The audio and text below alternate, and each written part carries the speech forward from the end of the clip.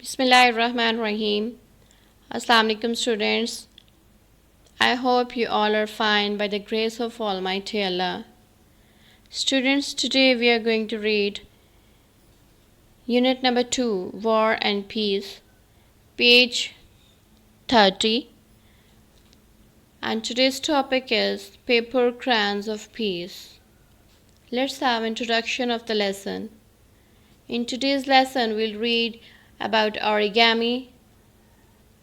We'll read about the heroic qualities of Sadako Sasaki, who was a survivor of world's first bomb blast in Hiroshima. We'll read about the consequences of atomic bomb in Hiroshima. What is origami? Students, origami is a Japanese art of paper folding. It actually began in China but spread to Japan by 6th century. Origamists today experiment with new materials, but all origamists abide by the two essential rules of origami. Neither scissors nor glue is to be used. Dear students, the lesson starts with the saying of a Japanese legend.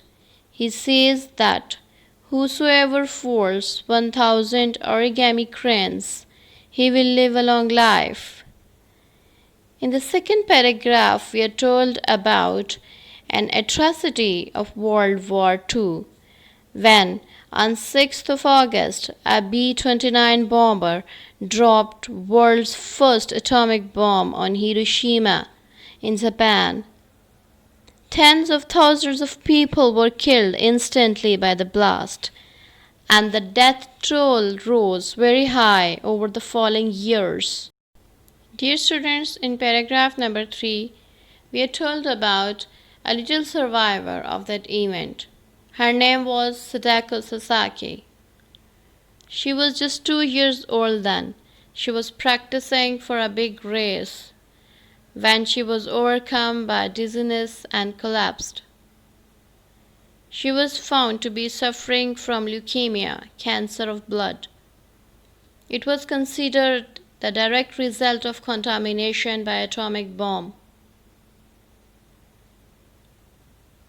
This disease was considered fatal those days. It was not curable. But Sadako was a very courageous girl.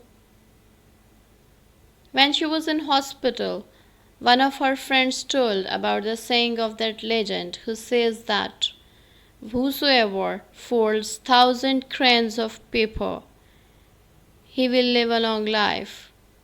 She started folding the crayons. Her only wish was to live a long life.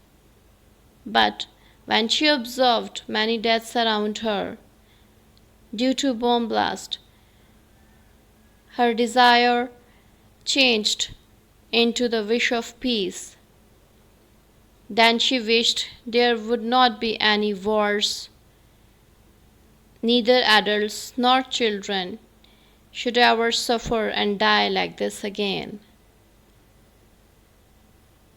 In paragraph 5, we are told that she could fold only 644 crayons before she died, and the remaining 356 crayons were folded by her family and classmates, and those were buried with her. After her death, the youth of Japan contributed money for the project, which would ensure that Sadako would never be forgotten. In 1958, a statue of Sadako holding a golden crayon was unveiled in Hiroshima Peace Park. Dear student, in last paragraph we are told that across the road of that statue there is burning a flame of peace. It will be extinguished only when all nuclear weapons have been eliminated from the earth. Let's see the glossary. Surrender, to give oneself into control or power of someone else. dizziness, sensation of instability or vertigo. Atrocity, very cruel or terrible action. Tremendous, notable for power, size, or excellence.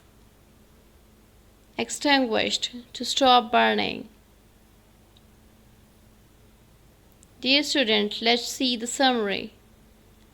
Origami is a Japanese art of paper folding. A Japanese legend said that whosoever folds 1,000 crayons will live a long life. On 6th August 1945, a B-29 bomber dropped the world's first atomic bomb in Hiroshima, Japan. Sadako Sasaki was one of the victims. She was a 2-year-old girl.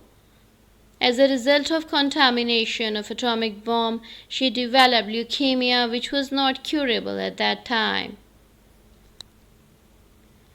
Her friend told her about the saying of Japanese legend, so she kept on folding paper crayons to make her wish of long life come true. She observed many deaths around her in the hospital.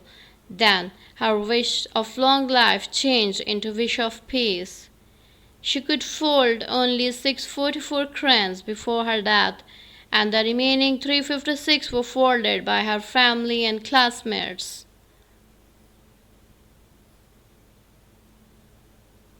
A statue of Sadako having a golden crane was unveiled in Hiroshima Peace Park. Across the road, there is burning a flame of peace, which will be extinguished when all nuclear weapons will be eliminated from the earth.